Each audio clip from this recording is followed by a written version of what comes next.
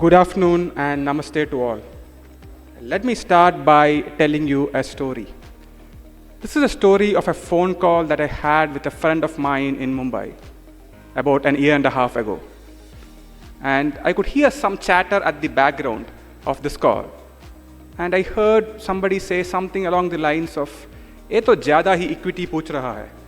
And I said, "Who said that at the background?" And there comes the grand entry of our grandmother giving startup equity advice. How many of you would have thought this would have happened a few years ago?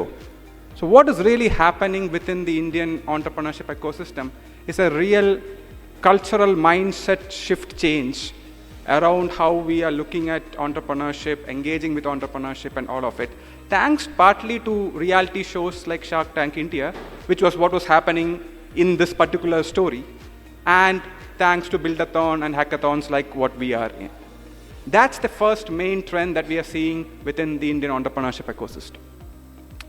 Taking a step back, I am a professor at the University of Glasgow's Adam Smith Business School, where I teach and research on entrepreneurship and innovation ecosystems, particularly focusing on social, rural, and digital ecosystems. I was one of the founding co-chairs of the G20 Startup 20 Task Force on Sustainability a couple of years ago, and then last year was involved as an advisor with the G20 Brazil's startup initiative on ESG, which is Environmental, Social, and Governance Task Force. I am a member of the World Economic Forum's Social Enterprise Advisory Group and co-author what is called as the Global Entrepreneurship Monitor, from these reports in the subsequent part of today's discussion, just to give you a picture around how the Indian entrepreneurship ecosystem space is developing, what does it mean for practice and the ecosystem and entrepreneurs at large, and where could we go from there. I'm also the co-creator of what is called as SDG 0, which is an open social movement where we are trying to create bottom-up approaches to solving the SDG challenges. The second key trend that we are picking up from the Indian entrepreneurship space is the convergence or gender parity with regard to entrepreneurship, wherein we are seeing female and male entrepreneurship rates coming together for the first time. We've been tracking this for about 25 years now. And if you go back to 2001, we saw that there is a 1:3, as in for every female entrepreneur, there were 3 male entrepreneurs in 2001. And cut to 2022, we saw this converging. So for the first time in the Indian space, we are seeing gender parity within the entrepreneurship rates. But if you look around this room, you might well ask, well, Sreevas, I don't see that reflected in this room. And that's an important caveat that I need to add while we understand what is on the screen, which is the caveat that when it comes to technology entrepreneurship, which is what we largely see in this room, we don't yet see this gender parity coming through. But if you look at entrepreneurship of all forms, which is what this graph reflects, which includes everyday entrepreneurship, which includes your mom and pop stores, if you put all of that together, then we are seeing gender parity come together, but it's yet to reflect in rooms like this.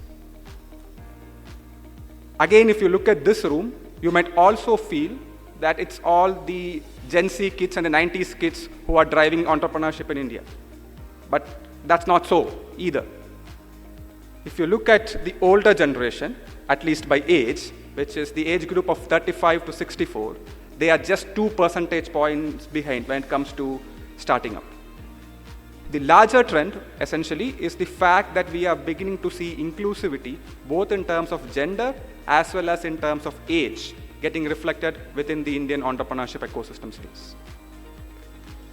The next key trend that we find is what digital public infrastructure is doing for entrepreneurship, particularly formalizing the informal sector. And that's doing 3 things. It's solving for identity issues, solving for credit issues, financial credit, and third, solving for market visibility issues. And that is fundamentally transforming informal entrepreneurship within the Indian space. A related tech trend is the early niche that we are beginning to see around what we would like to call as heritage tech entrepreneurship. This is the likes of people training small language models on the Vedas, or like many of you who are in this room who have built assistive sort of virtual reality or augmented reality technologies for experiencing heritage spaces, that's an early niche space that we are beginning to emerge. As Professor Ramesh was saying earlier on, we don't see the virtual reality headsets reaching that inflection point yet, but there are other ways by which these technologies could really transform the way we look at religion, culture, and heritage. Just to give a personal example, so I have this habit where whenever I go into a new city, I try and take anuknya or permission from the Sthala Devata or the city's main lord. And following that habit, when I reached Nashik for the first time on Friday, I went into Triambakeshwar. And one of the things that struck me was on the outsides of the walls, there were a lot of possibilities where if I had just picked up my camera and looked at what this sculpture was, if there was some mechanism by which I could have been informed as to when this was built, what is the particular sculpture about, and all of it, I thought I would have had a much more immersive spiritual experience. Given what a lot of the startups in this room are doing, I don't think it's that hard, right? It's just if we can adapt something into just flipping the camera, because anyway people are taking photos. I was on a longer queue, I saw people taking the photos, so anyway they're picking up the camera app. Can we just embed something into it for the Kumbh Mela, which then tells the story of what that particular sculpture is and all of it, that can help immerse the experience more. And that, I feel, is a really early niche that we have around heritage tech entrepreneurship, which we have been talking about in some of our articles as well recently. The fourth key trend is the overall ecosystem quality improving. To be specific, in the last year's Global Entrepreneurship Monitor report, we found India to be second ranked when it comes to the ecosystem quality index. And like what Kaustubhji was saying in the morning, this has meant that we have had a very strong entrepreneurial decade. 120,000 startups, third largest ecosystem, third highest number of unicorns. This has also meant that there's a lot of people like you, 80% of you to back, similar to the people in this room, who have also been thinking that it is easy to start a business in India. A same proportion also believing that they see good opportunities. And a same proportion also thinking that they have the knowledge and the skills to start. If you hear what I've said so far, you might almost believe that I'm giving a far too optimistic a story of the Indian system. So I will add 4 caveats or 4 buts to this.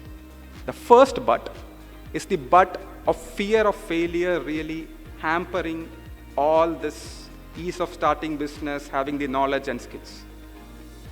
Because over 60% say that they do not want to start a business because they fear that it might fail. And what this is doing is it is really muting those who actually intend to start. So while you see there is good opportunity, while you think you have the skills, because there is the fear of failure and the stigma attached to it, those who actually intend to start gets muted really. The second but is the but of muted ambition. Very few are expecting to really grow beyond 6 jobs in 5 years, which means that a lot of who actually going to start are going to stay small with just them, their family, and a few friends being employed in the startup even after 5 years. So that's an issue of muted growth ambition that we are seeing within the system. The third but is that a lot of this is in the space of retail and personal services. What do I mean by it? This is the likes of kirana stores, the likes of saloon services, personal services, all of it. It's less than 3%, which is what we are seeing in this room, is in the space of IT professional services. That's the third but, where a lot of it is low margin, high competition businesses, and very few with high margin, high scale potential businesses. The fourth but, reflecting what again Kaustubhji was saying in the morning, is a lot of this is extremely concentrated. If you go by DPIIT stats, over 60% of them are in 5 states and centers, just to follow up from what Atal incubation centers might do. The next thing that we need is more for democratizing entrepreneurship support to spur it in the tier 2, tier 3 rural areas of India. What we probably need is not just more training programs, but more closer engagement with local communities that will really power community-led venturing. Can we also think about expanding the Atal Community Innovation Centers, which are focused particularly on the rural areas of India? These are my calls for action from what all the stats tell us about the current state of the Indian entrepreneurship ecosystem. My big bet is on the convergence of conversational AI, which would help us navigate through the language barriers that we have with vernacular and integrating that with e-commerce options like ONDC, which are open source, open protocol based options to really democratize entrepreneurship. A really good example that I recently visited to learn more about is e-Samudai in Udupi. Udupi is a very similar Tier 2 city to Nashik. It's again a spiritual town, it's a Tier 2 city in Karnataka, so very similar in terms of the dynamics of the city. And what e-Samudai does is they connect local buyers and local sellers. But the important learning that I took out from them is first, the effort that they had to put in when they're building a startup out of a Tier 2 city is to work on co-creating the ecosystem. What I mean by this is they could not just focus on what their particular app was, but rather they had to build other startups which were doing some IT support thing. They had to build their capacity to augment with what they were doing. They had to go work with digitizing the grocery shops, because these grocery shops historically over multiple generations were working on just cash-based transactions.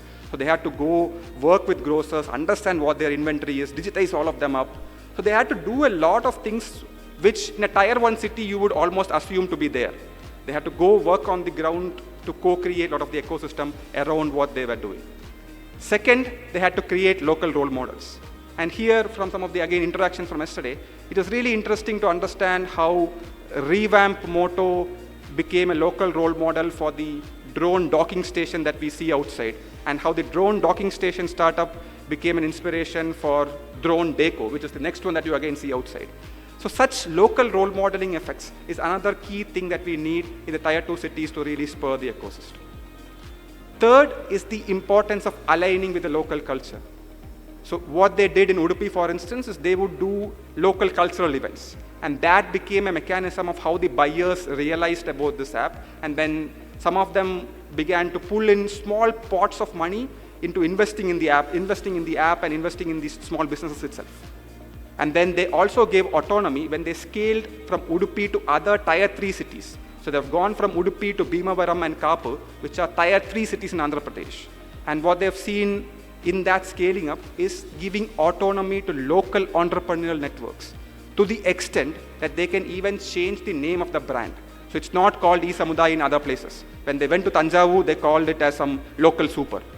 So the extent of autonomy that they gave for the local entrepreneurial networks to customize and contextualize the app to the local culture and the local dynamics is another thing when you start thinking about scaling up from Tier 2 to Tier 3 and beyond. These are three key learnings that I had from there. Rounding up my talk, again going back to Triambakeshwar, where I started my Nashik trip from, given the three lingas, which is Brahma, Vishnu and Mahesh, the call for what Nashik could do is look at creation, which is agri-food, growing, one key sector where we could focus a lot on. Second, Vishnu sustains the world. So look at sustainable tech, which is climate, air pollution, water pollution, all of this can be integrated well with the Kumbh sandbox. And third, Shiva talks about liberation and moksha.